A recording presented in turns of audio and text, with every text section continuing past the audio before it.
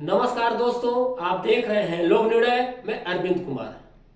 आज पूर्व कैबिनेट मंत्री व गदरपुर के विधायक अरविंद पांडे ने आज अपने आवास पर गुलर भोज में मकर संक्रांति के अवसर पर खिचड़ी भोज का आयोजन किया गया था।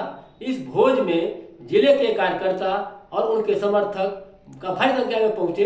इस दौरान उन्होंने कार्यकर्ताओं और समर्थकों को संबोधित किया और उन्होंने कहा कि काम के बदले दाम और किसी अधिकारी की चापलूसी नहीं की है। उन्होंने इस दौरान यह भी कहा कि जनसेवकों पर जो मुकदमे दर्ज होते हैं वो गहने होते हैं। आइए हम विधायक अरविंद पांडे से बातचीत करते हैं और उनके और तीखे सवाल करते हैं और वो क्या करते हैं। कोई सा भी हो, मुझे नोटिस मिला है, मैं नोटिस का सम्मान करता हूँ, मैं अपनी सरकार का धन्यवाद देता हूँ। और आप एक बात को देख सकते हो कि मेरा कोई कॉमर्शियल यूज नहीं है, 100% ये पब्लिक प्लेस है। शेडकुल के हजारों बच्चे यहाँ बसें आती हैं लेने के लिए। वो बच्चों का एक स्टेशन है, यहाँ बाइकें खड़ी करते हैं वो लोग। ठंड होती है तो ठंड में शेड के नीचे बैठते हैं वो लोग, गर्मी होती है तो धूप से बचते हैं, बरसात आती है तो पानी से बचते हैं। और वो लोग हैं वो खड़े हैं। और ये स्थायी निर्माण नहीं है, टेम्परेरी है, टीन शेड है। नोटिस मुझे मिला है, मैं नोटिस का सम्मान करता हूँ। विभाग जब चाहे तब आगे इसको तोड़ दे, मैं पूरा सहयोग करूँगा तोड़ने। कार्यक्रम सुखवंत ने जो आत्महत्या की उस मामले को जो आपने उठाया है, क्या उसके ध्यान में रखते हुए इस नोटिस प्रशासन ने दिया है या किसी नरीस को आप देखना चाहिए? मैं इस बात से इसको नहीं जोड़ूंगा, लेकिन मैं एक बात और से कहना चाहूँगा कि सुरा सो जानिए जो लड़े दीन के हित, पुरजा पुरजा कट मरे तबहु न छाड़े खेत। ये हमारी गुरुबाणी का शब्द है। गुरु गोविंद सिंह जी ने हमको ये दिया है। हम गुरु गोविंद सिंह जी के वंशज हैं। और एक किसान ने, सुखवंत सिंह ने, छोटी उम्र में आत्महत्या की। और आत्महत्या से पहले जो उसने वीडियो बना के कहा है कि मेरे मरने के बाद मेरे अंगों को बेच के इनको दे देना, ये जो शब्द हैं ये आदमी का कलेजा फाड़ देती है, सीना चीर देती हैं आदमी की। बहुत, मैं भी इंसान हूँ, मुझे भी तकलीफ होती है। और उसने कहा कि जब मैं मर जाऊँ तो मेरे केस की CBI जाँच कराओगे तभी मेरी आत्मा को शांति मिलेगी। तो भाई साहब, मैं विधायक बन के पैदा नहीं हुआ हूँ, मैं बाल्यकाल से संघ का स्वयंसेवक हूँ, भारतीय जनता पार्टी का एक कार्यकर्ता हूँ। मेरे सीने में भी दिल है। मेरा बेटा भी जवान ख़त्म हुआ भाई, मेरा पोता ख़त्म हुआ 2 महीने का हो गया। इतनी घटनाएं मैंने देखी हैं तो मुझे लगा कि 40 साल का नौजवान इसने आत्महत्या कर ली कुछ लोगों की वजह से। तो मैंने उसकी आवाज़ को उठाने का काम किया और मैंने साफ साफ कहा है कि सुखवंत की जो कहे हुए सब शब्द गलत भी हो सकते हैं और 100% सही भी हो सकते हैं। इसीलिए उसकी जाँच होनी चाहिए और दूध का पानी का पानी होना चाहिए। अगर जो मान लो सुखवंत के बयान 100% गलत हो गए तो किसी अधिकारी पे धब्बा क्यों लगे, कोई सस्पेंड क्यों हो। लेकिन 100% मान लो सुखवंत के बयान सच पाए जाते हैं तो छोटा कर्मचारी पे ही कार्रवाई क्यों हो। SSP क्यों नहीं सस्पेंड हो सकता, SSP क्यों नहीं जेल जा सकता। मैंने सुखवंत की आवाज़ को उठाई है, आगे भी उठाऊंगा।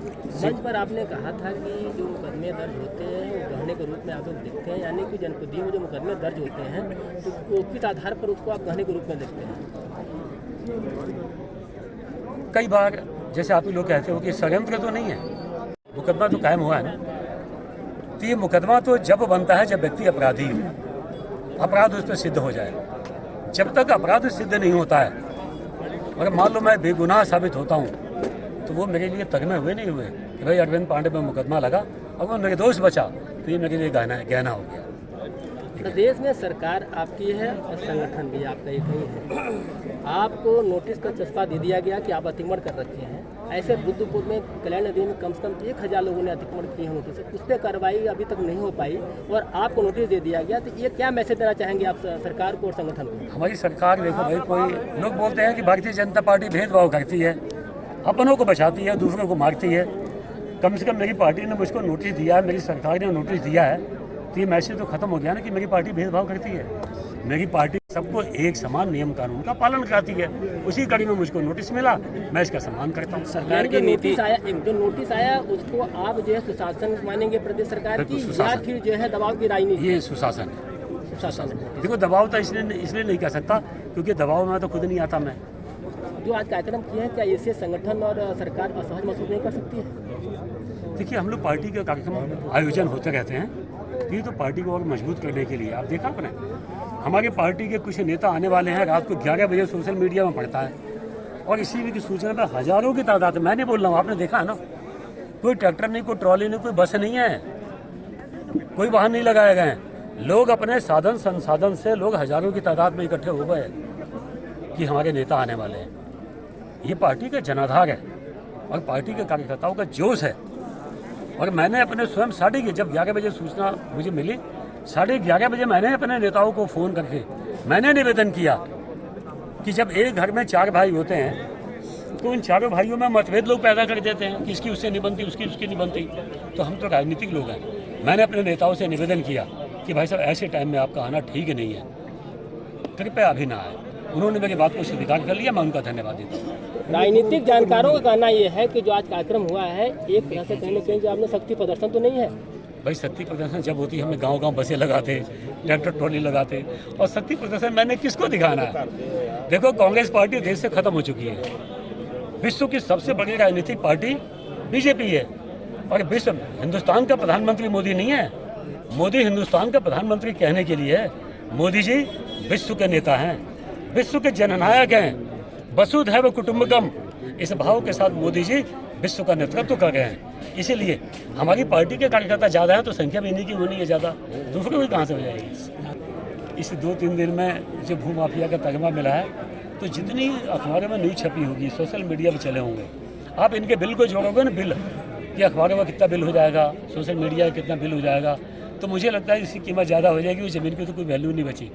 मैं 30 साल से जनप्रतिनिधि हूँ और 30 साल के जनप्रतिनिधि में 30 फीट ज़मीन का विवाद, इससे आप अंदाज़ा लगा सकते हो मैं ज़्यादा CBI की मांग कर रहा हूँ कि सुप्रीम कोर्ट के न्यायाधीश महोदय को मेरा संज्ञान लेके, स्वतः संज्ञान लेके मेरी CBI जांच करवा दें तो मुझे बहुत अच्छा खुशी होगी। लास्ट सवाल है आपसे, एक अंतिम सवाल ये है कि क्या संगठन की तरफ से क्या इस मामले को जो है डैमेज कंट्रोल करने के लिए क्या दबाव बनाया जा रहा है? नहीं, कोई डैमेज है ही नहीं, कोई नहीं डैमेज है। मैं भारतीय जनता पार्टी का कार्यकर्ता हूँ, सभी कार्यकर्ता तो इकट्ठे हुए हैं और कोई अवरोध नहीं, कोई विरोध नहीं। हम आपस में एक हैं।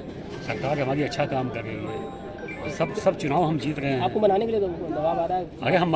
अरे मनाया उसको जाता है जो गुस्सा हो। मेरी क्या हैसियत, मेरी जो पहचान है पार्टी की वजह से पहचान है भाई। हम गुस्सा होंगे तो हमें पूछेगा कौन? ठीक है। अरविंद पांडे ने क्या कहा सुना?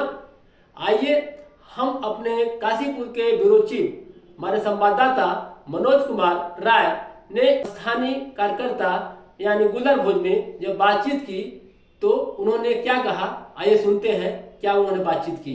मैं आया हूँ पूर्व शिक्षा मंत्री अरविंद पांडे जी के निवास पे, जहाँ कुछ दिनों पहले सरकारी भूमि में ये टीन शेड होने का जो है प्रशासन ने संज्ञान लिया और यहाँ पे नोटिस चर्चा किया।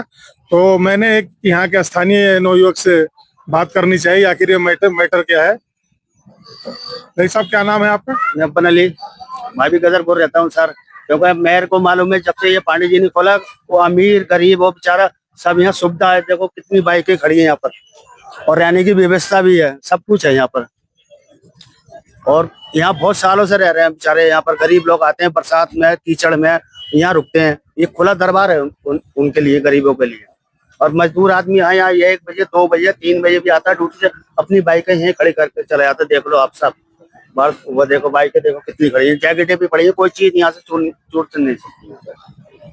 मतलब खुला है। यहाँ तो एक आरोप लगाया जा रहा है पांडे जी पे, एक आरोप लगाया जा रहा है पांडे जी पे और बदनाम कराया जा रहा है, साजिश है। एक सज्जन और मुझे बता रहे थे कि यहाँ रात को करीब गरीब लोग जो रास्ता पकड़ के जाते हैं वो भी रुकते हैं, क्या ये सही बात है? हाँ सही बात है। जो रुकते हैं बेचारे, जो ट्रेन आती है वो यहाँ रुकते हैं। बरसात कीचड़ हो, गंदगी में कहाँ रुकेगा? यहाँ पांडे जी ने बहुत अच्छी सुविधा करी है लोगों के लिए। 15 गाँव में बहुत गाँव आते हैं यहाँ पर। तो गरीब महिला भी इनका लाभ मिल रहा है इनको, और इनको साजिश करी जा रही है बदनामी। तो ये मान लिए एक तरह से घोषित रैन बसेरा है पांडे जी का। हाँ जी, बहुत अच्छी है ये। हर गरीब के साथ, बेटी के साथ, बहन के साथ ये आधी रात को खड़े रहते हैं यहाँ पर, तैयार है मामले में, इस मामले में। जैसा कि आपने सुना, यहाँ के स्थानीय युवक ने ये बताया कि अरविंद पांडे जी ने जो ये जिसको ये सरकारी भूमि पे बताया जा रहा है शेड, तो यहाँ पे एक तरह से गरीबों के लिए ये शेड बना हुआ है। एक तरह से इसे अघोषित रूप से रैन बसेरा आप कह सकते हैं कि यहाँ पे गरीब रात बिरात जब भी आते हैं अपनी मोटरसाइकिल साइकिल खड़े करते हैं, लेबर कर्मचारी लोग यहाँ पे अपना जो है एक रुकने और करते हैं, और जनता का दरबार भी लगता है। ये जनता के कार्यों के लिए, जनता के सेवा के लिए ये निहित है, ऐसा यहाँ के लोगों का कहना है। मैं लोक निर्णय से मनोज राय, ब्यूरो चीफ, काशीपुर। हमारे संवाददाता ने युवक से बातचीत की। युवक ने क्या कहा आपने सुना। मैं आपको बता दूं कि जो आज कार्यक्रम हुआ है, इसे लेकर राजनीतिक गलियारों में तरह तरह की चर्चाएं हो रही है, तरह तरह के निहितार्थ भी निकाले जा रहे हैं और 2027 में इस प्रदेश में विधानसभा चुनाव होने जा रहा है और राजनीतिक जानकारों का कहना है कि यह कार्यक्रम कहीं ऐसा तो नहीं कि पार्टी के अंदर अंदरूनी कलह सामने दिखाई दे रही हो। हालांकि इसे डैमेज कंट्रोल भी करने की बात की जा रही है, लेकिन सच्चाई क्या है ये चुनाव के बाद ही पता चल पाएगा। अंदरूनी कलह को लेकर नुकसान होगा या फायदा, ये विधानसभा चुनाव के बाद ही पता चल पाएगा।